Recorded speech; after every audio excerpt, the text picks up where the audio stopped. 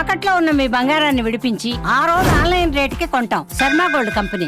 దేశ రాజధాని ఢిల్లీలోని పాక్ హైకమిషన్ కార్యాలయం దగ్గర హై టెన్షన్ నెలకొంది. జమ్మూ కశ్మీర్లోని పహల్గాం ఉగ్రదాడిని నిరసిస్తూ బీజేపీ నేతలు, హిందూ సంఘాలు ఇవాళ పెద్ద ఎత్తున ఆందోళనకు దిగాయి. ఉగ్రవాదులను పెంచి పోషిస్తూ భారత్లో అల్లర్లకు కుట్ర చేస్తోందంటూ పాకిస్తాన్కు వ్యతిరేకంగా నినాదాలు చేశారు. ఇదిలా ఉండగా బీజేపీ, హిందూ సంఘాల నేతల ఆందోళన వెనుక మరో కారణం కూడా ఉన్నట్లు ప్రచారం జరుగుతోంది. పహల్గాం ఉగ్రదాడి తర్వాత ఢిల్లీలోని పాక్ హైకమిషన్ కార్యాలయంలో కేక్ కటింగ్ చేసి సంబరాలు చేసుకుంటున్నట్లుగా బీజేపీ నేతలు ఆరోపిస్తున్నారు. ఓ వ్యక్తి కేక్ పట్టుకుని పాక్ హైకమిషన్ కార్యాలయంలోకి వెళ్తుండగా కేక్ ఎవరు ఆర్డర్ చేశారని సదరు వ్యక్తిని మీడియా ప్రతినిధులు ప్రశ్నించారు. అతడు ఏం సమాధానం చెప్పకుండానే కేక్ పట్టుకుని ఆఫీస్లోకి వెళ్లడంతో పహల్గాం ఉగ్రదాడి నేపథ్యంలోనే పాక్ అధికారులు సెలబ్రేషన్స్ చేసుకున్నారని ఆరోపణలైతే వ్యక్తమవుతున్నాయి.